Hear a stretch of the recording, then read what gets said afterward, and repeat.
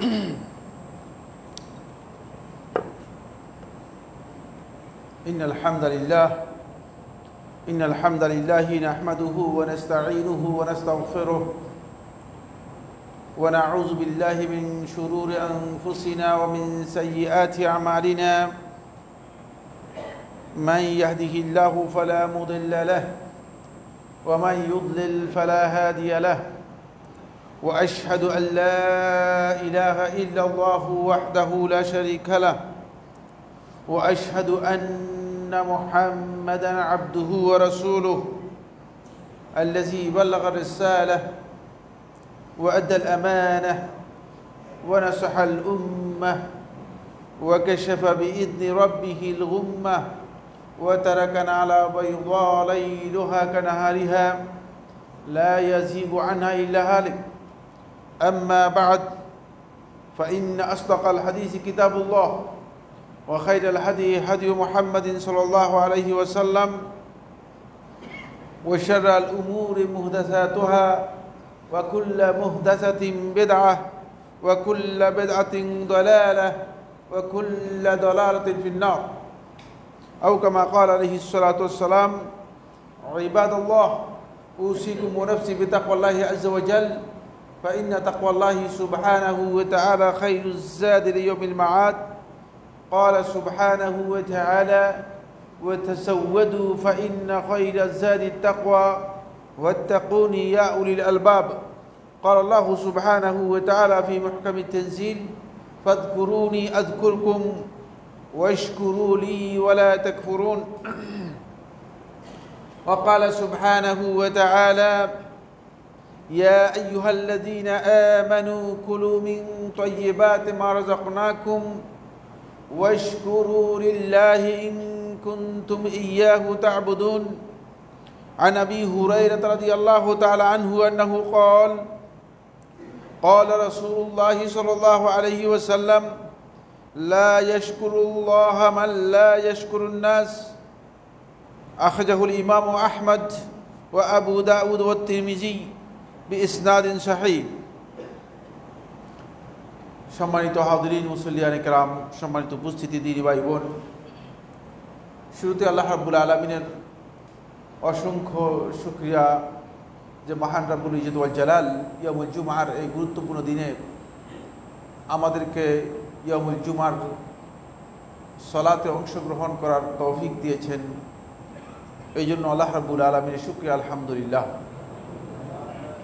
আমি আমাকে সহ আপনাদেরকে জীবনের প্রত্যেকটি পর্যায়ে আল্লাহ তাআলার তাকওয়া অবলম্বন করার উপদেশ দিচ্ছি। আল্লাহ তাআলা যেন আমাদেরকে ঘরে বাইরে প্রকাশ্যে সকল ক্ষেত্রে আল্লাহ তাআলা তাকওয়া অবলম্বন করার তৌফিক দান করেন, আমিন। আমরা অত্যন্ত গুরুত্বপূর্ণ একটি বিষয় নিয়ে আজকে আপনাদের সাথে শেয়ার করব, আর সেই বিষয়টি হচ্ছে মানুষের শুকরিয়া বা কৃতজ্ঞতা প্রকাশ করা। কতটুকু এর গুরুত্ব আমাদের রয়েছে, কিভাবে আপনি একজন মানুষের শুকরিয়া আদায় করবেন, আর মানুষের শুকরিয়া আদায় করলে আপনার অর্জন বা লাভ কি আছে, উপকারিতা কি আছে। আমরা জানি যে এই পৃথিবীর যত নিয়ামত আছে, এই সকল নিয়ামতের একমাত্র মালিক হচ্ছেন আল্লাহ সুবহানাহু ওয়া তাআলা। এটা আমাদের সকলের জানা রয়েছে। হুয়াল মুনঈম ওয়াহদাহ, আল্লাহ রাব্বুল আলামিন হচ্ছেন একমাত্র নিয়ামত দানকারী, সমস্ত নিয়ামতের মালিক তিনি, এবং আল্লাহ সুবহানাহু ওয়া তাআলাই একমাত্র মানুষদেরকে নিয়ামত দিয়েছেন। এই অর্থে শুধুমাত্র শুকরিয়া, শুধুমাত্র কৃতজ্ঞতা, শুধুমাত্র প্রশংসার একমাত্র হকদার হচ্ছেন কে? আল্লাহ সুবহানাহু ওয়া তাআলা। এই জন্য আল্লাহ তাআলা যখন কোরআনে কারীম শুরু করেন সূরা আল ফাতিহা দিয়ে, তখন আল্লাহ রাব্বুল আলামিন শুকরিয়াটা, প্রশংসা একমাত্র আল্লাহ তাআলার করতে বলেছেন। আলহামদুলিল্লাহি রাব্বিল আলামিন আর রহমানির রহিম মালিকি ইয়াউমিদ্দিন, প্রশংসা একমাত্র আল্লাহ তাআলার। কিন্তু এই দুনিয়ার যে নিয়ামতগুলো আছে, এই নিয়ামতগুলো আপনার আমার কাছে পৌঁছতে হলে এই নিয়ামতগুলো আসতে হলে আপনার আমার কাছে ভায়া দরকার হয়। মানুষের মাধ্যমে নিয়ামতগুলো আসে। এক প্লেট খাওয়ার যদি আপনি দেখেন, এখানে আপনি দেখবেন যে অন্ততপক্ষে 20-25 জন লোকের এখানে কি রয়েছে, সম্পৃক্ততা রয়েছে। কারণ কেউ লবণ এনেছে, কেউ মানে মরিচ এনেছে, কেউ ওই পেঁয়াজ এনেছে, কেউ এই এনেছে, মানে সব এক প্লেট খাবারের মধ্যেও আপনি চিন্তা করলে যদি একটু গবেষণা করে দেখবেন যে অন্ততপক্ষে 20-25 জন লোকের এখানে কি রয়েছে, সম্পৃক্ততা রয়েছে। এরা আল্লাহ তাআলার নিয়ামতগুলো আপনার কাছে পৌঁছানোর জন্য মাধ্যম হিসেবে কাজ করে। যখনই আল্লাহ তাআলার নিয়ামত আপনি লাভ করবেন, ঘরের মধ্যে শুয়ে থাকবেন আর আল্লাহর নিয়ামত পেয়ে যাবেন, এটা হবে না। এই জন্য আল্লাহ রাব্বুল আলামিন নিয়ামতের পদ্ধতি দিয়েছেন যে নিয়ামত অর্জন করতে হবে, অবশ্যই একজন আরেকজনকে সহযোগিতা করবে, একজন আরেকজনের মাধ্যমে এই নিয়ামত লাভ করবে। এই কারণে আল্লাহ রাব্বুল আলামিনের এই নিয়ামত যেহেতু আপনি কোনো না কোনোভাবে অন্য লোকের মাধ্যমে পেয়েছেন, আল্লাহ তাআলা আল্লাহর শুকরিয়ার সাথে, আল্লাহ রাব্বুল আলামিনের কৃতজ্ঞতার সাথে আল্লাহ রাব্বুল আলামিন মানুষের শুকরিয়া, মানুষের কৃতজ্ঞতা আদায় করাকে আল্লাহ রাব্বুল আলামিন সংযুক্ত করে দিয়েছেন। এই পৃথিবীতে আপনার সবচেয়ে বড় নিয়ামত আপনার উপর কি বা আমার উপর কি, আমরা অনেকে সেটা হয়তো সেভাবে বিবেচনা করি নাই, কিন্তু আল্লাহ তাআলা কোরআনের মধ্যে স্পষ্ট করে দিয়েছেন। কারণ আমার আপনার এই পৃথিবীতে আসতে হলে সবচেয়ে বড় যেই মানে নিয়ামতটা, সেটা হচ্ছে পিতামাতার মাধ্যমে আপনি দুনিয়াতে এসেছেন। তাদের নিয়ামত হচ্ছে আপনার অস্তিত্বের নিয়ামত, আপনার এই পৃথিবীতে আসার নিয়ামত। এই জন্য আল্লাহ রাব্বুল আলামিন আল্লাহর শুকরিয়ার সাথে এটাকে সম্পৃক্ত করে বলেছেন, আনিশকুর লি ওয়া লিওয়ালিদাইকা, আমার শুকরিয়া আদায় করো এবং তুমি তোমার পিতামাতার শুকরিয়া আদায় করো, যুক্ত করে দিয়েছেন। কারণ সৃষ্টি করেছেন আল্লাহ রাব্বুল আলামিন, সুতরাং প্রথমেই কৃতজ্ঞতা এবং শুকরিয়ার হকদার হচ্ছেন আমার আল্লাহ সুবহানাহু ওয়া তাআলা। এরপরে আল্লাহ রাব্বুল আলামিন কৃতজ্ঞতা এবং শুকরিয়ার জন্য, যেহেতু আপনার অস্তিত্বের সাথে জড়িত হচ্ছে আপনার পিতামাতা, এই জন্য তাদের শুকরিয়ার কথা আল্লাহ তাআলা যুক্ত করে দিয়েছেন। ঠিক অনুরূপভাবে আল্লাহ সুবহানাহু ওয়া তাআলা আল্লাহ তাআলার শুকরিয়ার সাথে মানুষের শুকরিয়াকে আল্লাহ রাব্বুল আলামিন যুক্ত করে দিয়েছেন, যাতে করে আপনি আল্লাহ তাআলার নিয়ামতের মর্যাদা বুঝতে পারেন এবং মানুষ যে আপনার কাছে আল্লাহ তাআলার নিয়ামত নিয়ে এসেছে, নিয়ামতের মাধ্যম হিসেবে কাজ করেছে, তাদের শুকরিয়া আদায় করতে পারেন। ফলে মানুষের শুকরিয়া আদায় করা এটি অত্যন্ত গুরুত্বপূর্ণ বিষয়। আল্লাহ সুবহানাহু ওয়া তাআলা তার রাসূলের মাধ্যমে আমাদেরকে এই বিষয়টি জানিয়ে দিয়েছেন। যে হাদিসটি আমি আপনাদের সামনে পেশ করেছি, সাহাবী আবু হুরায়রা রাদিয়াল্লাহু আনহু বর্ণনা করেন। তিনি বলেন, রাসূলুল্লাহ সাল্লাল্লাহু আলাইহি ওয়াসাল্লাম ইরশাদ করেছেন, লা ইয়াশকুরুল্লাহ মান লা ইয়াশকুরুন নাস, ওই ব্যক্তি আল্লাহ তাআলার শুকরিয়া আদায় করে না যে ব্যক্তি মানুষের শুকরিয়া আদায় করে না। মানুষের কৃতজ্ঞতার সাথে আল্লাহর শুকরিয়া নিবিড়ভাবে জড়িত। আপনি যদি একজন মানুষের কৃতজ্ঞতা প্রকাশ না করেন, একজন মানুষের কৃতজ্ঞতা না করেন, তাহলে আল্লাহর শুকরিয়া আপনি আদায় করেননি। রাসূলুল্লাহ সাল্লাল্লাহু আলাইহি ওয়াসাল্লাম এই হাদিস থেকে বোঝা যায় যে আল্লাহ রাব্বুল আলামিনের শুকরিয়া আদায় করা মানুষের শুকরিয়ার সাথে সম্পৃক্ত। সুতরাং কোন ব্যক্তি মান লাম ইয়াশকুরিল্লাহ লাম ইয়াশকুরিন নাস, যে ব্যক্তি মানুষের শুকরিয়া আদায় করে নাই, সে আল্লাহর শুকরিয়া আদায় করে নাই। আল্লাহর শুকরিয়া এবং মানুষের শুকরিয়া একেবারে নিবিড়ভাবে জড়িত, এটাকে বিচ্ছিন্ন করার সুযোগ নেই। তাই যদি আপনি আল্লাহ তাআলার নিয়ামতের শুকরিয়া আদায় করতে চান, তাহলে আপনাকে ওই নিয়ামত যারা আপনার কাছে পৌঁছিয়েছে, যাদের মাধ্যমে আপনি পেয়েছেন, যেই হোক না কেন, আপনাকে অবশ্যই তার শুকরিয়া আদায় করতে হবে। সেই শুকরিয়া আপনাকে আদায় করতে হবে। দ্বিতীয় নম্বর বিষয় হচ্ছে যেটি, এখানে আরেকটি হাদিস রাসূলুল্লাহ সাল্লাল্লাহু আলাইহি ওয়াসাল্লাম এসেছে। এই হাদিসটি ইমাম আহমদ ইবনে হাম্বল রাহিমাহুল্লাহ তাআলা আবু দাউদ এবং বাইহাকি রাহিমাহুল্লাহ তাআলা তাদের সুনানের মধ্যে সহিহ সনদে বর্ণনা করেছেন। আনিল আশআস ইবনে কাইস রাদিয়াল্লাহু তাআলা আনহু, আশআস ইবনে কাইস রাদিয়াল্লাহু বর্ণনা করেন, তিনি বলেন রাসূলুল্লাহ সাল্লাল্লাহু আলাইহি ওয়াসাল্লাম ইরশাদ করেছেন, ইন্না আশকারান নাস লিল্লাহি ইন্না আশকারান নাস লিল্লাহি আশকারুহুম লিন-নাস, যে ওই ব্যক্তি আল্লাহ রাব্বুল আলামিনের সবচেয়ে বেশি শুকরিয়া আদায় করতে পারে, সবচেয়ে বেশি শুকরগুজার বান্দা, যে ব্যক্তি মানুষের প্রতি সবচেয়ে বেশি শুকরগুজার হয়। আমরা তো এমন যে আমরা আল্লাহর শুকরিয়ার ব্যাপারেও আমাদের অবস্থান খুবই দুর্বল, খুবই নগণ্য, খুবই সামান্য। মানুষের শুকরিয়ার ব্যাপারে তো প্রশ্নই আসে না। মানুষের কৃতজ্ঞতা প্রকাশ করা, মানুষের শুকরিয়া আদায় করা, এটা আমাদের কাছে নাই বললেই চলে। এর কারণ হচ্ছে আমরা মনে করি যে এটা আমাদের পাওনা, আমাদের হক। স্ত্রী মনে করছে যে স্বামী আমার কর্তব্যের জন্য করবে, না করলে তার খবর আছে। স্বামী মনে করছে স্ত্রীর দায়িত্ব হচ্ছে সব আমার জন্য সে করবে। তো শুকরিয়া আবার কি? ঠিক না? শুকরিয়া আবার কি? এখানে কেন শুকরিয়া আদায় করবো? সন্তানরা মনে করছে যে পিতা তার, আমার পিতা আমার জন্মদাতা, সেই তার দায়িত্ব, সে আমার জন্য করতেই হবে। আবার শুকরিয়ার কি আছে এখানে? ফলে এই আল্লাহ তাআলার শুকরিয়ার জায়গাটুকু আমাদের কাছে গ্যাপ হয়ে যাচ্ছে। আল্লাহ রাব্বুল আলামিনের শুকরিয়ার জায়গা থেকে আমরা অনেক দূরে সরে যাচ্ছি। কারণ নিয়ামতগুলো যেহেতু আল্লাহ সুবহানাহু ওয়া তাআলা আমার কাছে, আপনার কাছে পৌঁছানোর জন্য একটা মাধ্যম দিয়েছেন, সেই মাধ্যমগুলোকে আপনাকে কি করতে হবে? আল্লাহর শুকরিয়ার সাথে যুক্ত করতে হবে। সেগুলোর শুকরিয়া, কৃতজ্ঞতা আপনাকে প্রকাশ করতে হবে।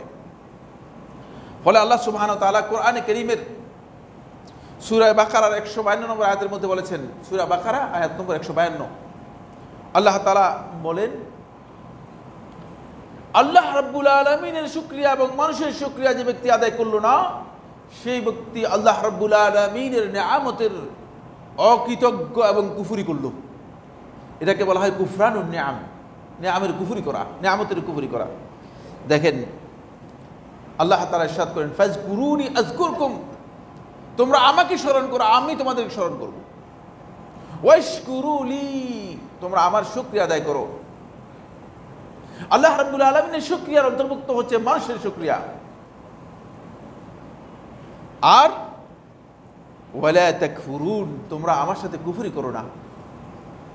এখানে কুফরি বলতে বোঝানো হচ্ছে কুফরানুন নিআম, শুকরিয়ার বিপরীতে আল্লাহ তাআলার নিয়ামতের অকৃতজ্ঞতা প্রকাশ করা। সুতরাং যে ব্যক্তি আল্লাহ রাব্বুল আলামিনের শুকরিয়া আদায় করতে পারেনি, মানুষের শুকরিয়া আদায় করতে পারেনি, সে আল্লাহ তাআলার নিয়ামতের সাথে কুফরি করলো। এটাকে আল্লাহ রাসূল সাল্লাল্লাহু আলাইহি ওয়াসাল্লাম হাদিসের মধ্যে আরো ক্লিয়ার করেছেন।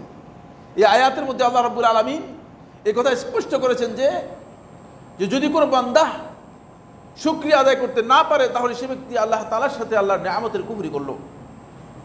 এবার আসুন রাসূলুল্লাহ সাল্লাল্লাহু আলাইহি ওয়াসাল্লাম হাদিসের মধ্যে কিভাবে এটাকে স্পষ্ট করেছেন।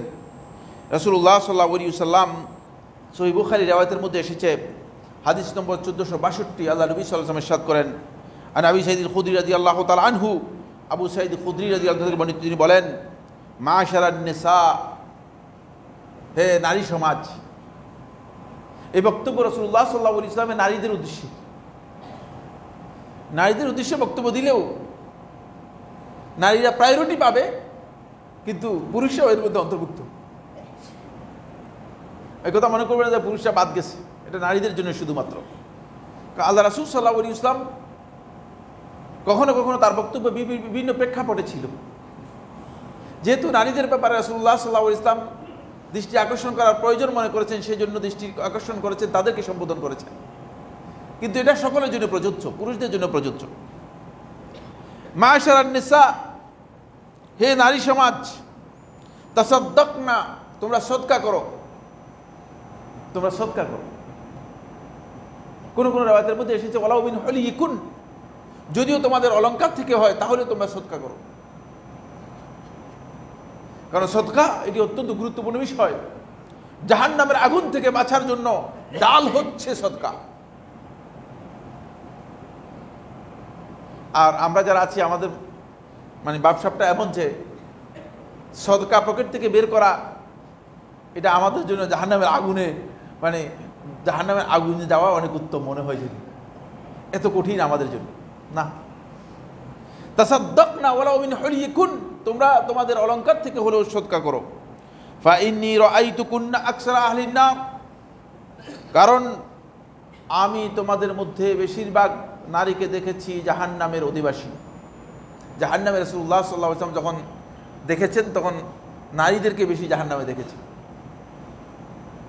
এটা আল্লাহ রাসূলের উপর নারীদের অসন্তুষ্ট হওয়ার কোনো কারণ নেই। দেখেছেন যেটা সেটাই বলেছেন। রাসূলুল্লাহ সাল্লাল্লাহু আলাইহি ওয়াসাল্লাম তাদেরকে জাহান্নামে দেননি, তারা নিজেদের আমল দিয়ে কি করেছে, জাহান্নামে গিয়েছে। সুতরাং রাসূল সাল্লাল্লাহু আলাইহি ওয়াসাল্লাম দেখেছেন যেটা সেটা বলেছেন, ফা ইন্নী রাআইতুকুন্না আকসারা আহলিন নার, আমি তোমাদের মধ্যে বেশিরভাগ নারীকে জাহান্নামের মধ্যে দেখেছি। জাহান্নামের বেশিরভাগ অধিবাসী হচ্ছে নারী। তখন নারীদের মধ্যে ফাকামাত ইমরাআতুন, এক নারী দাঁড়িয়ে গেলেন, দাঁড়িয়ে গিয়ে বললেন, অবিমা যালিকা ইয়া রাসূলুল্লাহ, হে আল্লাহ রাসূল সাল্লাল্লাহু আলাইহি ওয়াসাল্লাম, এটা কারণ কি? প্রশ্ন করার সুযোগ আছে। রাসূল সাল্লাল্লাহু আলাইহি ওয়াসাল্লামকে দেখেন, তাও প্রশ্ন পুরুষ করতেছে না, নারীই করতেছে। কারণ নারীর অধিকার আছে যে আল্লাহ রাসূল সাল্লাল্লাহু আলাইহি ওয়াসাল্লাম এত বেশি জাহান্নামের মধ্যে আমাদেরকে দেখলেন কেন, জাহান্নামের অধিবাসীদের বেশি নারী কেন, কারণটা বলে দেন, তাহলে আমরা চেষ্টা করবো সেই কারণ থেকে বাঁচার জন্য। তখন রাসূলুল্লাহ সাল্লাল্লাহু আলাইহি ওয়াসাল্লাম বললেন, তুকসিরনা লা'ন, তোমরা বেশি পরিমাণে অভিশাপ দাও। অভিশাপের গোডাউন, কথায় কথায় অভিশাপ। একেবারে আবেগ বেশি হওয়ার কারণে, অনেক বেশি আবেগ প্রবল হওয়ার কারণে, ধৈর্য সহ্য সহনশীলতা কম থাকার কারণে, এই একটি ডিভাইস আছে বুঝলেন, যার একটাই কাজ, সেটা হলো কথায় কথায় অভিশাপ দিয়ে দেয়। কোথায় কোথায় এর উপর আল্লাহর গজব পড়ুক, এর উপর ধ্বংস হয়ে যাক, এই হয়ে যাক, সেই হয়ে যাক, ইত্যাদি ইত্যাদি। এটা আল্লাহ রাসূল সাল্লাল্লাহু আলাইহি ওয়াসাল্লাম তখনকার সময় এর প্রেক্ষাপট বলেছেন। সুতরাং এখন আর পরিবর্তন হওয়ার সম্ভাবনা নেই, বরং এখন আরো বাড়বে, কমার সম্ভাবনা নেই। তাহলে এখান থেকে আমাদেরকে বাঁচতে হবে। এটা কি শুধু নারীরা বাঁচবে নাকি পুরুষরা বাঁচবে? নারীরা তো বাঁচবেই, পুরুষরা বাঁচতে হবে। কারণ এখান থেকে বোঝা যায় লানত করা এটা ভালো কাজ নয়, লানত করা কবিরা গুনাহ। আমরা অনেকেই দেখা যাচ্ছে যে লানত করে দিই, খবরদার, লানত করা হচ্ছে কবিরা গুনাহ। কাউকে অভিশাপ দেবেন না, অভিশাপ দেওয়া জায়েজ নেই, কবিরা গুনাহ। রাসূলুল্লাহ সাল্লাল্লাহু আলাইহি ওয়াসাল্লাম এখানে স্পষ্ট করে বলেছেন জাহান্নামে যাওয়ার অন্যতম কারণ। এরপরে রাসূলুল্লাহ সাল্লাল্লাহু আলাইহি ওয়াসাল্লাম বলেছেন যেটা, সেটা হলো এই, ওয়া তাকফুরনাল আশীর, তোমরা স্বামীদের অকৃতজ্ঞ হও। আল্লাহর কথা বলেন নেই, স্বামীদের অকৃতজ্ঞতার সাথে জাহান্নামের সম্পর্ক রয়েছে, জাহান্নামে যাওয়ার কারণ রয়েছে। এখান থেকে বোঝা যায় যে আল্লাহ রাব্বুল আলামিনের নিয়ামতকে অস্বীকার করবেন আপনি যদি স্বামীর যেই দান আছে, বদান্যতা আছে, সেটাকে আপনি অস্বীকার করেন, স্বামীর যে অনুগ্রহ আপনার উপর আছে। এই জন্য এটা কুফরানুন নিআম, আল্লাহ তাআলা নিয়ামতকে অস্বীকার করা, এটা কোনো অবস্থায় জায়েজ নেই। ফলে যারা অকৃতজ্ঞতা মানে প্রকাশ করবে, তারা আল্লাহ রাব্বুল আলামিন, মানুষের অকৃতজ্ঞ হবে, তারা আল্লাহ রাব্বুল আলামিনের নিয়ামতের স্বীকার দিল না। এটাকে রাসূলুল্লাহ সাল্লাল্লাহু আলাইহি ওয়াসাল্লাম এই হাদিসের মধ্যে কুফরানুন নিআম বলেছেন। নিয়ামতকে তারা অস্বীকার করলো, আল্লাহ তাআলা নিয়ামতের সাথে কুফরি করলো। দ্বিতীয় নম্বর যে বিষয়টি, সেটা হচ্ছে মানুষের শুকরিয়া আদায় করা। আমার বন্ধুগণ, এটি হচ্ছে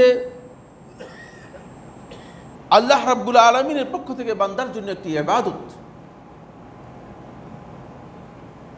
আপনি শুধুমাত্র মসজিদে এসে নফল নামাজ পড়লেন আর মনে করলেন যে আপনি বড় বুজুর্গ হয়ে গিয়েছেন, অথচ হাজার মানুষের ইহসান অনুগ্রহ আছে, কিন্তু তাদের কাউকে আপনি শুকরিয়া আদায় করলেন না, আপনি আসলে আল্লাহ রাব্বুল আলামিনের শুকরিয়া আদায় করতে পারেন নাই। আল্লাহ তাআলা কোরআনে কারীমে সূরা সাবার মধ্যে বলেছেন, ওয়া কালীলুম মিন ইবাদিয়াশ শাকুর, আর আমার বান্দাদের মধ্য থেকে খুব কম সংখ্যক বান্দা আমার শুকরগুজার হয়। নিয়ামত সবাই পাচ্ছে, আমরা সবাই আল্লাহ রাব্বুল আলামিনের নিয়ামত পাচ্ছি, কিন্তু খুব কম সংখ্যক বান্দা রয়েছে আল্লাহ তাআলার যারা শুকরগুজার হয়ে থাকে। কারণ হলো তারা আল্লাহ তাআলা নিয়ামত ভোগ করে আল্লাহ তাআলার শুকরিয়া তো দূরের কথা, যেটা কমন সেন্স দিয়ে বোঝা যায়, যেটা স্বাভাবিক নৈতিকতা থেকে বোঝা যায়, যেটা জেনারেল নলেজ থেকে বোঝা যায়। একজন ব্যক্তি যদি আপনার সাথে কোনো সৌজন্যতা বজায় রাখে, আপনার প্রতি কোনো একটা ভালো ব্যবহার করে, কোনো একটা ভালো কিছু আপনাকে দেয়, তাহলে আপনি তার শুকরিয়া আদায় করবেন। কিন্তু সেই শুকরিয়াটুকু আমরা, সেই কৃতজ্ঞতাটুকু আমরা অনেকে প্রকাশ করি না, সেটা আমরা অনেকেই সেই শুকরিয়া আদায় করি না।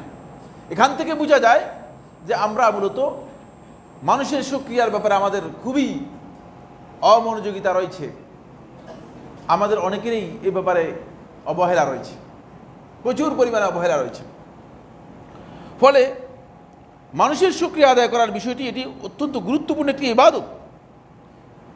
রাসূলুল্লাহ সাল্লাল্লাহু আলাইহি ওয়াসাল্লাম আমাদেরকে উদ্বুদ্ধ করেছেন যাতে করে আমরা মানুষের শুকরিয়া আদায় করতে পারি। এই কাজটি আমাদের জন্য আল্লাহ নবী সাল্লাল্লাহু আলাইহি ওয়াসাল্লাম ইবাদত হিসেবে আখ্যায়িত করেছেন। এরপরে যে কাজ সবচেয়ে শ্রেষ্ঠ যে পথ আল্লাহ রাব্বুল আলামিনের দিকে মানুষদেরকে নিয়ে যায়, সেটা হচ্ছে মানুষের শুকরিয়া আদায় করা।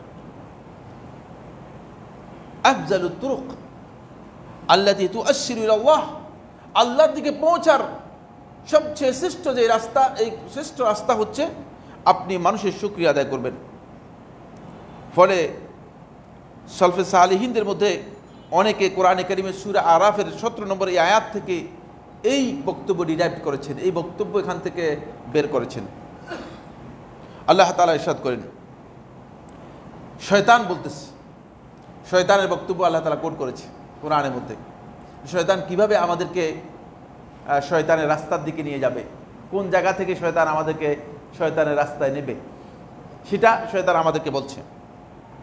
আল্লাহ তাআলা কোরআনের মধ্যে কোট করেছেন শয়তানের বক্তব্য, সুম্মা লা আতিয়ান্নাহুম মিন বাইনি আইদিহিম ওয়া মিন খালফিহিম ওয়া আন আইমানিহিম ওয়া আন শামাইলিহিম, অতঃপর আমি তোমার বান্দা যারা আছে, আল্লাহ তাআলাকে বলতেছেন খেতাব করে যে তোমার বান্দা যারা আছে তাদের সামনের দিক থেকে, তাদের পেছনের দিক থেকে, তাদের ডান দিক থেকে, তাদের বাম দিক থেকে তাদের কাছে আসব। চারদিকেই যথেষ্ট, আর লাগবে না। এজন্য চারদিক থেকে এই শয়তান আসবে আপনাকে আল্লাহর রাস্তা থেকে বাধা দেওয়ার জন্য। কোন জায়গায় বাধা দিবে সে কথা শয়তান বলে দিচ্ছে, ওয়ালা তাজিদু আকসারাহুম শাকিরিন।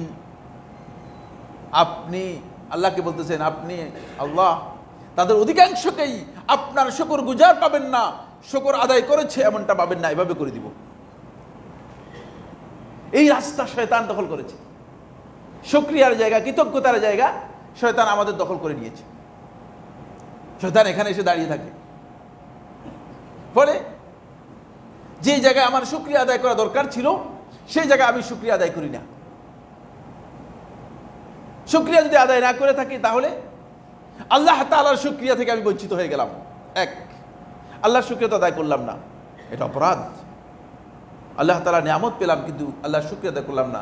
দ্বিতীয় যে জিনিসটুকু হয়েছে আমার জন্য সেটা হচ্ছে লা ইন শাকারতুম লা আযীদান্নাকুম ওয়া লা ইন কাফারতুম ইন্না আযাবি লাশাদীদ।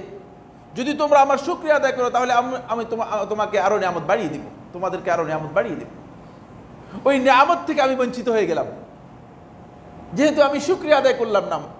মানুষের শুকরিয়ার সাথে আল্লাহর শুকরিয়া জড়িত, আগেই বলেছি। কোনো ব্যক্তি যদি কোনো মানুষের শুকরিয়া আদায় না করে, সেই ব্যক্তি আল্লাহ তাআলার শুকরিয়া আদায় না করার কারণে আল্লাহ রাব্বুল আলামিন তার নিয়ামতকে আল্লাহ তাআলা কমিয়ে দেন, তার নিয়ামত বৃদ্ধি করেন না। এবং এভাবে আল্লাহর নিয়ামত থেকে শুকরিয়া বিমুখ হতে হতে, শুকরিয়া না করতে করতে এক পর্যায়ে গিয়ে সেই ব্যক্তি আল্লাহর আযাবের দিকে ধাবিত হয়ে যায়। ইন্না আযাবি লাশাদীদ। আর জেনে রাখো যে আমার আযাব তোমাদের জন্য কঠিন। কারণ হলো যখন আল্লাহ তাআলার নিয়ামতের শুকরিয়া আমি আদায় করব না, তখন আমি আল্লাহ তাআলার নাফরমান হয়ে যাব, আল্লাহ রাব্বুল আলামিনের নাফরমানিতে আমি লিপ্ত হয়ে যাব। এই জন্য আল্লাহ রাব্বুল আলামিন সেখানে আযাবের কথা আমাদেরকে স্মরণ করে দিয়েছেন। আসুন দুটি উদাহরণ দেব, তারপর আমরা সময়ের দিকে লক্ষ্য রেখে লম্বা আলোচনা করব না। রাসূলুল্লাহ সাল্লাল্লাহু আলাইহি ওয়াসাল্লামের জীবনী থেকে আমরা উদাহরণ দেই, তাহলে আমাদের জন্য সহজ হবে। আল্লাহ নবী সাল্লাল্লাহু আলাইহি ওয়াসাল্লাম তিনি নিজেই এর জন্য উজ্জ্বল দৃষ্টান্ত ছিলেন। নবী সাল্লাল্লাহু আলাইহি ওয়াসাল্লামের উজ্জ্বল দৃষ্টান্তের মধ্যে একটি হচ্ছে নবী সাল্লাল্লাহু আলাইহি ওয়াসাল্লাম যখন মক্কায় ছিলেন, মক্কায় আল্লাহ রাসূল সাল্লাল্লাহু আলাইহি ওয়াসাল্লামের সময় এক বড় ধরনের দুর্ভিক্ষ দেখা দেয়। রাসূলুল্লাহ সাল্লাল্লাহু আলাইহি ওয়াসাল্লামের তখন ফ্যামিলি ছিল না, রাসূলুল্লাহ সাল্লাল্লাহু আলাইহি ওয়াসাল্লাম বিয়ে করেননি। আর আব্বাস ইবনে আব্দুল মুত্তালিব রাদিয়াল্লাহু তাআলা আনহু আল্লাহ রাসূল সাল্লাল্লাহু আলাইহি ওয়াসাল্লাম চাচা, তার ফ্যামিলি ছিল। আর আল্লাহ রাসূল সাল্লাল্লাহু আলাইহি ওয়াসাল্লামের আরেক চাচা ছিল আবু তালেব, তার নাম ছিল, ইসলাম গ্রহণ করেননি। তখন দুর্ভিক্ষ হয়ে যাওয়ার কারণে আবু তালেবের ফ্যামিলি ছিল অনেক বড়, অনেক সন্তান সন্ততি ছিল। আর আবু তালেব রাসূলুল্লাহ সাল্লাল্লাহু আলাইহি ওয়াসাল্লামকে 7 থেকে 8 বছর বয়স থেকে আরম্ভ করে আল্লাহ রাসূল সাল্লাল্লাহু আলাইহি ওয়াসাল্লামকে এই সময় পর্যন্ত, অনেক লম্বা সময় রাসূলুল্লাহ সাল্লাল্লাহু আলাইহি ওয়াসাল্লামকে কি করেছে, আবু তালেব লালন পালন করেছে। আবু তালেব যেহেতু আল্লাহ রাসূলকে লালন পালন করেছে, রাসূল সাল্লাল্লাহু আলাইহি ওয়াসাল্লাম যখন দুর্ভিক্ষ দেখা দিল, তখন আব্বাস ইবনে আব্দুল মুত্তালিবকে ডেকে বললেন, ইয়া হে চাচা, আবু তালেব তো ফ্যামিলির সংখ্যা বেশি, কিছু সন্তান যদি আমি নেই, কিছু সন্তান যদি আপনি নেন, তাহলে তার অন্ততপক্ষে কষ্টটুকু লাঘব হবে। তখন দুইজনে মিলে আব্বাস ইবনে আব্দুল মুত্তালিব এবং তিনি ইসলাম গ্রহণ করেছেন রাদিয়াল্লাহু তাআলা আনহু, আর রাসূলুল্লাহ সাল্লাল্লাহু আলাইহি ওয়াসাল্লাম আবু তালেবের বাসায় গেলেন। আবু তালেবের বাসায় গিয়ে রাসূলুল্লাহ সাল্লাল্লাহু আলাইহি ওয়াসাল্লাম আবু তালেবকে প্রস্তাব দিলেন যে এই কঠিন সময়ে তুমি তোমার সন্তানদের যাকে মনে করো আমাকে দাও, আর যাকে মনে করো তুমি আব্বাসকে দিয়ে দাও, আমরা তাদের লালন পালনের দায়িত্ব নিব। তখন আবু তালেব বলল, আকিলকে রেখে, আবু তালেবের সন্তানদের মধ্যে আকিল ইবনে আবি তালেব, আকিলকে রেখে আর বাকি যারা আছে বাকিদের সবাইকে তোমরা যাকে যেভাবে পারো নিয়ে যেতে পারো, অসুবিধা নেই। কারণ আকিল হচ্ছে তার হাতের এটা অবলম্বন তার চলার জন্য, বয়োবৃদ্ধ মানুষ। তখন রাসূলুল্লাহ সাল্লাল্লাহু আলাইহি ওয়াসাল্লাম আলী ইবনে আবি তালেবকে নিয়ে যান, আর আব্বাস ইবনে আব্দুল মুত্তালিব জাফর ইবনে আবি তালেবকে নিয়ে যান, এবং রাসূলুল্লাহ সাল্লাল্লাহু আলাইহি ওয়াসাল্লাম সর্বশেষ বিয়ে পর্যন্ত আলী ইবনে আবি তালেব রাদিয়াল্লাহু আনহুকে লালন পালন করেন। আল্লাহ রাসূল সাল্লাল্লাহু আলাইহি ওয়াসাল্লামের কাছেই লালিত পালিত হন। দেখেন, সামান্য একটা বিষয় আল্লাহ নবী সাল্লাল্লাহু আলাইহি ওয়াসাল্লাম এমনভাবে এর কৃতজ্ঞতা প্রকাশ করেছেন যে রাসূলুল্লাহ সাল্লাল্লাহু আলাইহি ওয়াসাল্লাম তার চাচা একটা সমস্যার মধ্যে পড়ে যাবেন, সেটাকে রাসূলুল্লাহ সাল্লাল্লাহু আলাইহি ওয়াসাল্লাম সমাধান করে দিয়েছেন। যেহেতু তিনি লালন পালন করেছেন কৃতজ্ঞতা প্রকাশ করার জন্য, আল্লাহ রাসূল সাল্লাল্লাহু আলাইহি ওয়াসাল্লাম সেইভাবে কৃতজ্ঞতা প্রকাশ করেছেন। বলেছেন যে তুমি যেহেতু কষ্টের মধ্যে আছো, আলী ইবনে আবি তালেবের লালন পালনের দায়িত্ব আমাকে দাও। আজকে যদি আমরা প্রেক্ষাপট দেখি, আমরা অনেকেই দেখা যায় যে অনেকের কাছ থেকে আমরা অনুগ্রহ পেয়েছি, অনেকের অনুগ্রহে আমরা বড় হয়েছি, কিন্তু যখন তারা কোনো বালা মুসিবতে, বিপদ আপদে, কোনো সমস্যার মধ্যে, সংকটের মধ্যে পড়ে যায়, আমরা অনেকেই তাদের দিকে আগাই না। আপনি বড় হয়ে গিয়েছেন, এখন আপনার আর নিচের দিকে তাকানোর দরকার নেই, আপনি অকৃতজ্ঞ, আপনি আল্লাহ রাব্বুল আলামিনের নিয়ামতের সাথে কুফরি করেছেন, আপনি বুঝতে পারেন নাই। আরেকটি উদাহরণ দিব, অনেকগুলো উদাহরণ রয়েছে, সময়ের কারণে দিব না। সেই উদাহরণটি খুবই গুরুত্বপূর্ণ। সেটা হলো এই, রাসূলুল্লাহ সাল্লাল্লাহু আলাইহি ওয়াসাল্লাম যখন বদরের যুদ্ধে আল্লাহ রাসূল সাল্লাল্লাহু আলাইহি ওয়াসাল্লাম মুসলিমরা যখন বিজয় লাভ করেন,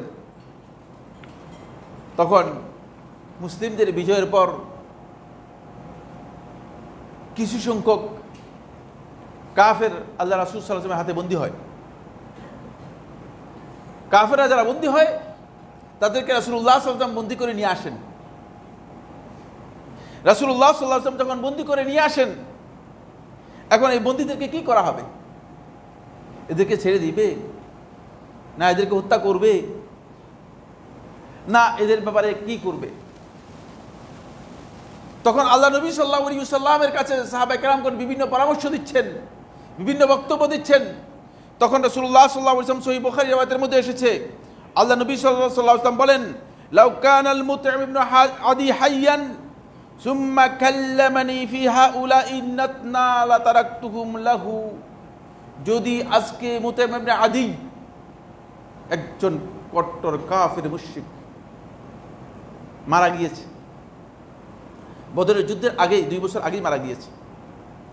রাসূলুল্লাহ সাল্লাল্লাহু আলাইহি ওয়াসাল্লাম বলতেছেন, যদি আজকের এই দিনে মুতঈম ইবনে আদি জীবিত থাকতো আর এই মুশরিকদের ব্যাপারে এসে আমার কাছে বলতো, মুহাম্মদ আমার এই সাথীদেরকে ছেড়ে দাও, তাহলে আমি তাদেরকে ছেড়ে দিতাম, তার কথাই ছেড়ে দিতাম, কারণ সে আমার উপরে যে অনুগ্রহ করেছে সেই অনুগ্রহের কারণে আমি ছেড়ে দিতাম।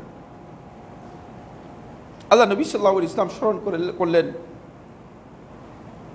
যে রাসূলুল্লাহ সাল্লাল্লাহু আলাইহি ওয়াসাল্লাম যখন তাইফ থেকে আসলেন, বনি সাকিফ থেকে আসলেন, নির্মমভাবে নির্যাতিত হয়ে, তখন মুতঈম ইবনে আদি তার সন্তানদেরকে বললেন, তোমরা যুদ্ধাস্ত্র গ্রহণ করো, আমি মুহাম্মদকে মক্কায় আমার কর্তৃত্বে, আমার অভিভাবকত্বে, আমার প্রতিবেশী হিসেবে তাকে স্থান দিচ্ছি, সুতরাং কেউ মুহাম্মদের হাতে আঘাত করতে পারবে না, হাত দিতে পারবে না, মুহাম্মদের গায়ের উপর হাত দিতে পারবে না। রাসূলুল্লাহ সাল্লাল্লাহু আলাইহি ওয়াসাল্লাম তাইফ থেকে এসে মক্কায় প্রবেশ করতে পারছিলেন না। তখন আল্লাহ নবী সাল্লাল্লাহু আলাইহি ওয়াসাল্লামকে মুতঈম ইবনে আদি মুশরিক হওয়া সত্ত্বেও আল্লাহ রাসূল সাল্লাল্লাহু আলাইহি ওয়াসাল্লামকে কি করেছেন? সেখানে নিরাপত্তা দিয়েছেন, থাকার ব্যবস্থা করেছেন, প্রতিবেশ দিয়েছেন এবং তার পক্ষে প্রতিরক্ষা দুর্গ তৈরি করে দিয়েছেন। এই কারণে রাসূলুল্লাহ সাল্লাল্লাহু আলাইহি ওয়াসাল্লাম বলছেন, এই মুশরিক যদি আজকের দিনে এসে এই বদরের যুদ্ধে যারা বন্দী হয়েছে তাদের ব্যাপারে আমার সাথে কথা বলতো, তাহলে আমার ছেড়ে দেওয়া ছাড়া উপায় ছিল না। দেখছেন কৃতজ্ঞতা কাকে বলে? এজন্য আপনার প্রতি যদি কোনো ব্যক্তির অনুগ্রহ থাকে, তাহলে আপনার সেই অনুগ্রহ আপনাকে স্মরণ করতে হবে। বন্ধুগণ, সময়ের কারণে হয়তো আমি আর বেশি আলোচনা করতে পারবো না, শুধু কয়েকটি মাযাহির নিয়ে আলোচনা করব। মানুষের শুকরিয়া আদায় করার জন্য স্বরূপগুলো কি হবে? মানুষের শুকরিয়া আদায় করার স্বরূপ হচ্ছে, রাসূলুল্লাহ সাল্লাল্লাহু আলাইহি ওয়াসাল্লাম যদি কোনো ব্যক্তি আল্লাহ নবী সাল্লাল্লাহু আলাইহি ওয়াসাল্লামকে হাদিয়া দিতেন, রাসূলুল্লাহ সাল্লাল্লাহু আলাইহি ওয়াসাল্লাম ইউকাফিহু বিমিসলিহি, অনুরূপ তাকে হাদিয়া দিয়ে দিতেন। না আমাদেরকে হাদিয়া দেয়, আমাদের হুজুরা তো শুধু হাদিয়া নেন, শুধু দেন, মানে কিন্তু নিজের পক্ষ থেকে হাদিয়া দেওয়ার কোনো সিস্টেমই নেই। আর অধিকাংশ লোকদেরও হাদিয়ার কোনো চিন্তাই নেই।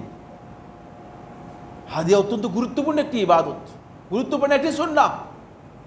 হাদিয়া আদান প্রদান করা অত্যন্ত গুরুত্বপূর্ণ একটি সুন্নাহ।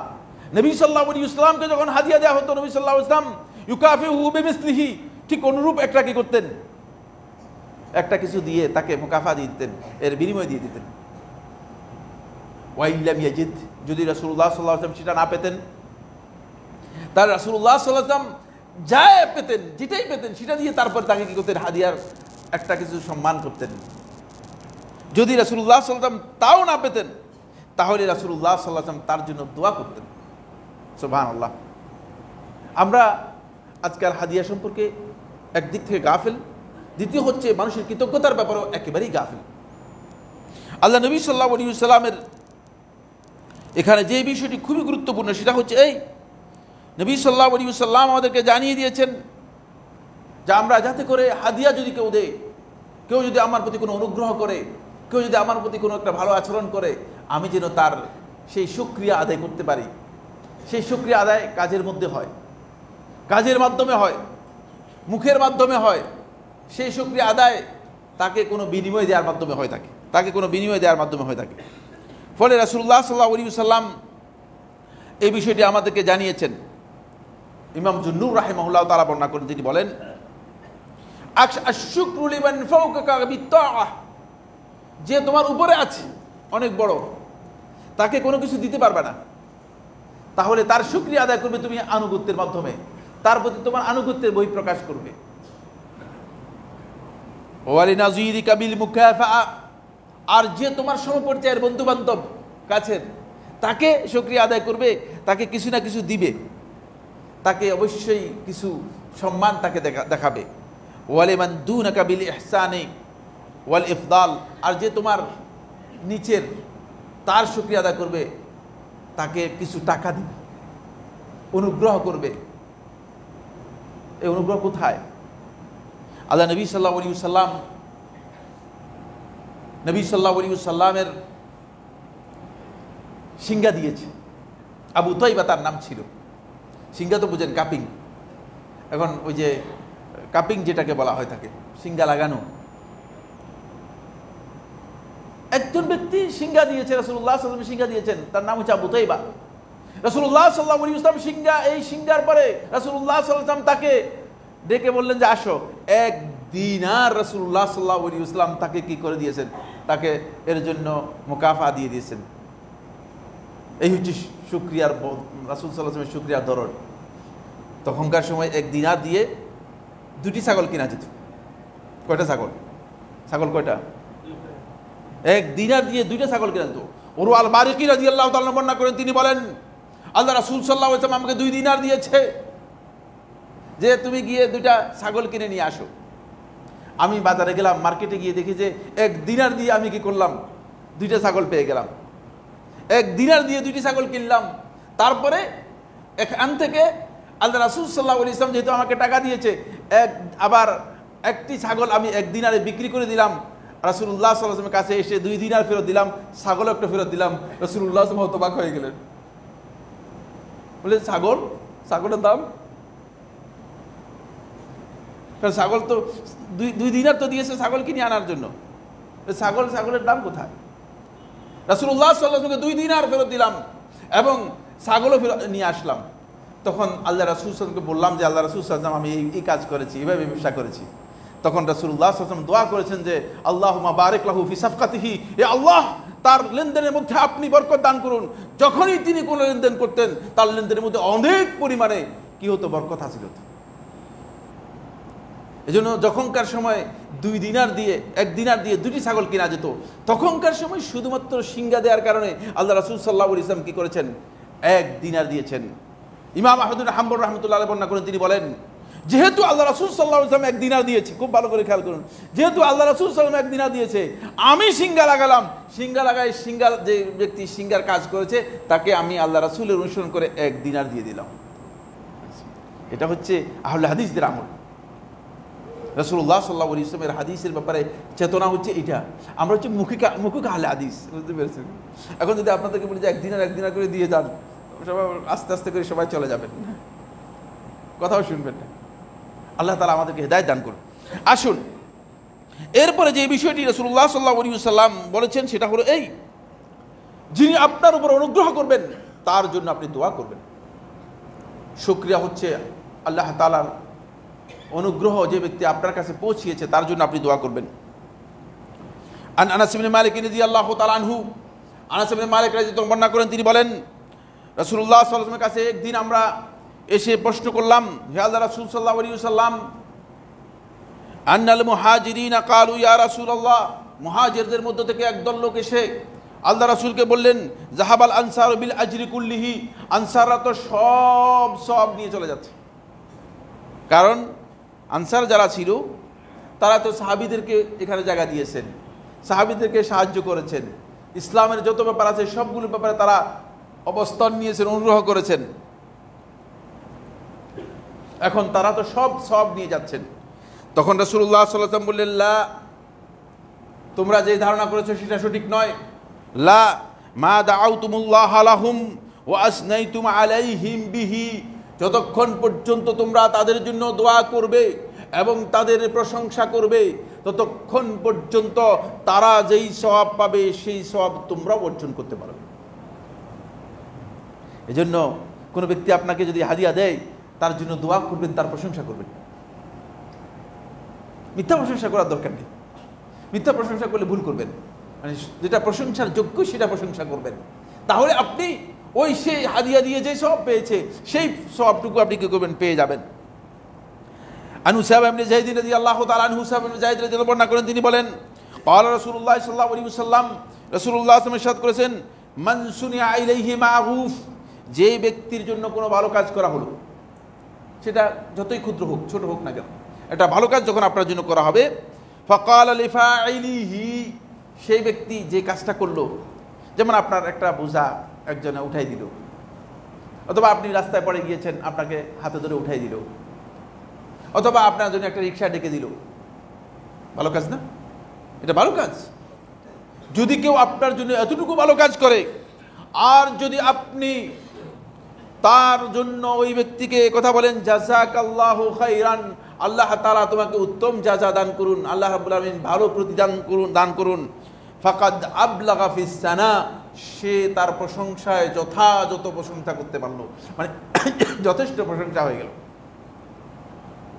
মানে তার প্রশংসার ক্ষেত্রে যতটুকু দরকার ছিল ততটুকু হয়ে গেছে।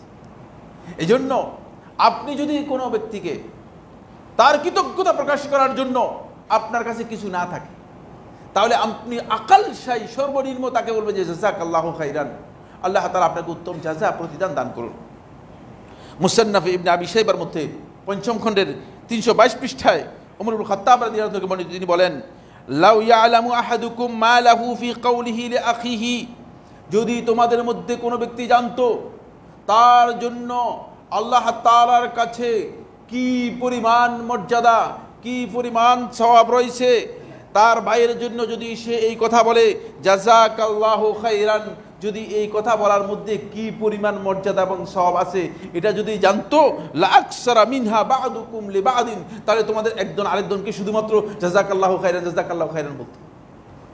আপনি সৌদি আরবে যান, আপনি দেখবেন যে মানে আপনার কতক্ষণ পর পরই জাযাকাল্লাহু খাইর জাযাকাল্লাহু খাইর জাযাকাল্লাহু খাইর, আপনি কুয়েতে যান কতক্ষণ পর পরই জাযাকাল্লাহু খাইর, আপনি মনে কিরে লোকটা কোনো পাগল নাকি, বাঙালি হলে বলে করেছে কিরে আমাকে তো জাযাকাল্লাহু খাইর বলতেছে কেন? কিন্তু আমি তো জানি না, আসলে আল্লাহ রাসূলের হাদিস সম্পর্কে আমাদের জ্ঞান নেই, হাদিসের ইনফরমেশন তো আমাদের কাছে নেই। আমরা আমাদের প্রতি কেউ ইহসান করলে জাযাকাল্লাহু খাইর বলি না। একজন লোক এখান দিয়ে আসতেছেন, ভাই সুন্নাহ কমপ্লেক্সটা কোন দিকে, বলেন যে এদিকে, আর গান মানে গান পাকা করে চলে আসলেন। যখন এদিকে বলেছে তখন আপনার উপর ওয়াজিব হয়ে গিয়েছিল, আপনার উপর উত্তম হয়ে গিয়েছিল তার শুকরিয়া আদায় করে বলা জাযাকাল্লাহু খাইরান। এতটুকু আমরা অনেকেই বলি না। আল্লাহ রাব্বুল আলামিন আমাদের সবাইকে মানুষের শুকরিয়া আদায় করার তৌফিক দান করুন। সময়ের কারণে আলোচনা করতে পারলাম না। এর রেজাল্ট কি বলেছি, এর অনেক গুরুত্বপূর্ণ রেজাল্ট আছে, রেজাল্টগুলো আলোচনা করতে পারবো না। ১ নম্বর রেজাল্ট যেটি সেটা আলোচনা করে শেষ করে দিব। ১ নম্বর পয়েন্ট যেটা সেটা হলো এই, যদি আপনি মানুষের শুকরিয়া আদায় করে থাকেন তাহলে আপনার মাঝে আর মানুষদের মাঝে যেই দূরত্ব রয়েছে সেই দূরত্ব কমে গিয়ে একটা বন্ধুত্ব তৈরি হবে, একটা ভালো সম্পর্ক তৈরি হবে। যিনি আপনার উপর অনুগ্রহ করেছেন অথবা আপনাকে কোনো কাজে সহযোগিতা করেছেন, তিনি মনে করবেন যে আপনি তাকে মূল্যায়ন করেছেন। এই জন্য রাসূলুল্লাহ সাল্লাল্লাহু আলাইহি ওয়াসাল্লাম ইহসান যদি কোনো ব্যক্তি করে থাকে তাকে তার ইহসানের বিনিময়ে ইহসান দিয়ে করতে বলেছেন। আমার আল্লাহ তাআলা কোরআনের মধ্যে একটাই মূলনীতি ঘোষণা করে দিয়েছেন, যেটা হলো ইহসানের জন্য একমাত্র ইহসান। হাল জাযাউল ইহসান ইল্লাল ইহসান, ইহসানের প্রতিদান ইহসান ছাড়া আর কিছুই না। সুতরাং আপনি যদি ইহসানকে ইহসান দিয়ে, উত্তম আচরণকে উত্তম আচরণ দিয়ে, মানে অনুগ্রহকে অনুগ্রহের মাধ্যমে যদি আপনি সেখানে উপস্থাপন করতে পারেন, তাহলে দেখবেন যে এই সমাজের মধ্যে মানুষের মধ্যে যে বৈষম্য রয়েছে সেই বৈষম্য মানুষের থাকবে না, সেগুলো চলে যাবে। আল্লাহ রাব্বুল আলামিনের শুকরিয়ার সাথে মানুষের শুকরিয়া যুক্ত হওয়ার কারণে আমি আজকের এই দিনে একটি গুরুত্বপূর্ণ বিষয় আপনাদেরকে এই শেষ কথায় বলতে চাই, সেটা হলো এই, যারা হাজার হাজার মানুষের রক্তের উপর আজকে ক্ষমতায় এসেছে, তারা কি জীবনে কোনোদিন নির্বাচন করে ক্ষমতায় আসতে পারত? হ্যাঁ, মানে আপনারা আওয়াজ করে বলেন, আপনারা কি বুঝেন না আমার কথা? এরা একজনও নির্বাচন করে ক্ষমতায় আসতে পারতো না, পারত? দেখেন, এটা আল্লাহ একদিক থেকে আল্লাহর অনুগ্রহ করে শুদ্ধ হবে, আর এই দিক থেকে মানুষের অনুগ্রহ যুক্ত আছে কিনা এখানে, আপনারা বুঝেন না আমার কথা? মানুষের অনুগ্রহের সাথে যুক্ত আছে। সুতরাং যাদের অনুগ্রহ যুক্ত আছে তাদের সাথে অকৃতজ্ঞ হওয়া অথবা তাদের অকৃতজ্ঞ হওয়া, কৃতজ্ঞতার পরিবর্তে তাদের সাথে গাদ্দারি করা, এটা গোটা উম্মার সাথে গাদ্দারি, তাদেরকে এই বিষয়ে জানতে হবে। তাহলে আল্লাহর আযাব তাদের জন্য কী হবে? অবধারিত হয়ে যাবে।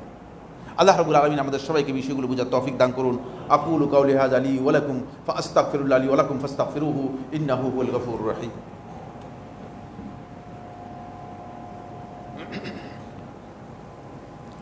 আলহামদুলিল্লাহ আলহামদুলিল্লাহ আলা ইহসানিহি ওয়া শুকরু লাহু আলা তাওফীকিহি ওয়া ইমতিনানিহি ওয়া আশহাদু আন লা ইলাহা ইল্লাল্লাহু ওয়াহদাহু লা শারীকা লাহু তা'যীমান লিশানিহি ওয়া আশহাদু আন্না মুহাম্মাদান আবদুল্লাহি ওয়া রাসূলুহু আদ-দাঈ ইলা রিদওয়ানিহি ওয়া আলা আলিহি ওয়া আসহাবিহি ওয়া ইখওয়ানিহি ইবাদাল্লাহ রাহিমাকুমুল্লাহ। ইন্নাল্লাহা আমারাকুম বিআমরিন কারীম আলা ওয়া হুয়া আসসালাতু ওয়াসসালামু আলা নাবিয়্যিল কারীম ফাকালা ফী মুহকামিত তানজিল ইন্নাল্লাহা ওয়া মালাইকাতাহু ইউসাল্লুনা আলান নবী ইয়া আইয়ুহাল্লাযীনা আমানু সাল্লু আলাইহি ওয়া সাল্লিমু তাসলিমা আল্লাহুম্মা সাল্লি আলা মুহাম্মাদ ওয়া আলা আলি মুহাম্মাদ কামা সাল্লাইতা আলা ইব্রাহিম ওয়া আলা আলি ইব্রাহিম ফিল আলামিন ইন্নাকা হামিদুম মাজিদ ওয়া বারিক আল্লাহুম্মা আলা মুহাম্মাদ ওয়া আলা আলি মুহাম্মাদ কামা বারাকতা আলা ইব্রাহিম ওয়া আলা আলি ইব্রাহিম ফিল আলামিন ইন্নাকা হামিদুম মাজিদ ওয়া রাদিয়াল্লাহু মিনাল খুলাফা'ir রাশিদিন আল আইম্মাতিল মাহদিয়্যিন আবী বকর ওমর ওসমান ওয়া আলী ওয়া আন সাইরি আসহাবি মুহাম্মাদিন সাল্লাল্লাহু আলাইহি ওয়া সাল্লাম আজমাইন। আল্লাহুম্মা আইজ্জিল ইসলাম ওয়াল মুসলিমিন, আল্লাহুম্মা আইজ্জিল ইসলাম ওয়াল মুসলিমিন, আল্লাহুম্মা আনসুর ইবাদাকাল মুওয়াহিদিন ফি কুল্লি মাকান।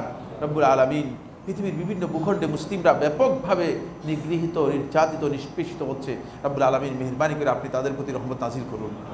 রব্বুল আলামিন, আপনার সাহায্য তাদেরকে শামিল হাল করুন। রব্বুল আলামিন, আপনার পক্ষ থেকে তাদের মদত করুন। রব্বুল আলামিন, রব্বুল আলামিন, ইসলাম মুসলিমদের দুশমন যারা আছে তাদেরকে আপনি ধ্বংস করে দিন, তাদের উপর আপনার গজব নাজিল করুন। রব্বুল আলামিন, আল্লাহুম্মা আনজিল আলাইহিম বা'সাকাল্লাযী লা ইউরাদ, আল্লাহুম্মা আনজিল আলাইহিম বা'সাকাল্লাযী লা ইউরাদ, আল্লাহুম্মা আনজিল আলাইহিম বা'সাকাল্লাযী লা ইউরাদ। রব্বুল আলামিন, আমাদের দেশে আপনি মেহেরবানি করে শান্তি অবতীর্ণ করুন। রব্বুল আলামিন, এই হানাহানি থেকে আমাদের সবাইকে রব্বুল আলামিন মুক্ত রাখুন। রব্বুল আলামিন, আমাদের মধ্যে যে সমস্ত বাইরে অসুস্থ আছেন, বিপদগ্রস্ত আছেন, সমস্যাগ্রস্ত আছেন, ঋণ অভাব ইত্যাদিতে কষ্ট পাচ্ছেন, সবার এই সমস্যাগুলো দূর করে দিন রব্বুল আলামিন। রব্বুল আলামিন, আমাদেরকে দ্বীনের ব্যাপারে হেদায়েত দান করুন। রব্বুল আলামিন, মানুষের শুকরিয়া আদায়ের মাধ্যমে আপনার শুকরিয়া আদায় করার জন্য আমাদেরকে তৌফিক দান করুন। বন্ধুগণ, আপনারা জানেন আমাদের কমপ্লেক্সের প্রয়োজনীয় খরচের জন্য আমরা আপনাদের কাছে বিভিন্ন সময় বলে থাকি। আমি আশা করব ইনশাআল্লাহ তাআলা আপনারা সবাই যাওয়ার সময় আপনাদের উদার হস্তে আপনারা সবাই দান করে যাবেন। এখানে কমপ্লেক্সের অধীনে একটা প্রতিষ্ঠান রয়েছে, প্রতিষ্ঠান পরিচালিত হচ্ছে, এবং পাশাপাশি কমপ্লেক্সে যে খরচ রয়েছে সেগুলো যেহেতু আশেপাশে যে যারা আছে, আপনারা জানেন যে আশেপাশে এলাকা যারা আছে অনেকেই সেইভাবে স্বাবলম্বী নয়, ফলে এখানে দান হয় খুব কম। ওখানে উত্তরার এমন এমন মসজিদ আছে যে মসজিদে আমি দেখেছি যে 2 লক্ষ থেকে 2.5 লক্ষ টাকা জুমার দিনে দান হয়, কিন্তু হয়তো এখানে আমি জানি না কত টাকা দান হয়, খুব কম দান হয়ে থাকে। ফলে মসজিদের বিভিন্ন খরচ সব মিলিয়ে মসজিদের দানের জন্য আপনাদের সবার কাছে আবেদন রাখছি, আপনারা সবাই যাওয়ার সময় এক পাইও বাদ যাবেন না। সবাই যাওয়ার সময় আপনাদের পক্ষ থেকে মুক্ত হস্তে দান করে যাবেন। মসজিদের অধীনে যে কমপ্লেক্স রয়েছে কমপ্লেক্সে দান করে যাবেন। আল্লাহ তাআলা আপনাদের দান কবুল করুন। আমরা ইনশাআল্লাহ তাআলা আগামী ফেব্রুয়ারি মাসের 15 তারিখ আমাদের আসসুন্নাহ যে কনফারেন্স আমরা যেটা করতাম, আসসুন্নাহ কনফারেন্স বাংলাদেশ, যেটা আমরা প্রত্যেক বছর করে থাকি, এই বাৎসরিক কনফারেন্স ইনশাআল্লাহ তাআলা আমাদের এখানেই হবে এবং 15 ফেব্রুয়ারি এখন থেকে আমরা এটার জন্য একটা নির্বাহী কমিটি করে দেব এবং আপনারা সবাই ইনশাআল্লাহ তাআলা সেখানে অংশগ্রহণ করবেন।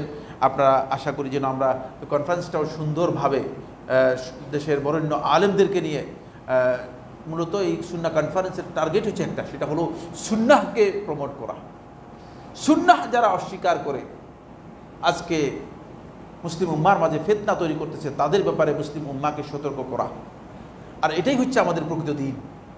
এই কথাগুলো, এই মেসেজগুলো লোকদের কাছে পৌঁছিয়ে দেয়া, এটা হচ্ছে সুন্নাহ কনফারেন্সের মূল উদ্দেশ্য এবং আমরা যেন সেটা বাস্তবায়ন করতে আল্লাহ তাআলা আমাদের সবাইকে তৌফিক দান করুন।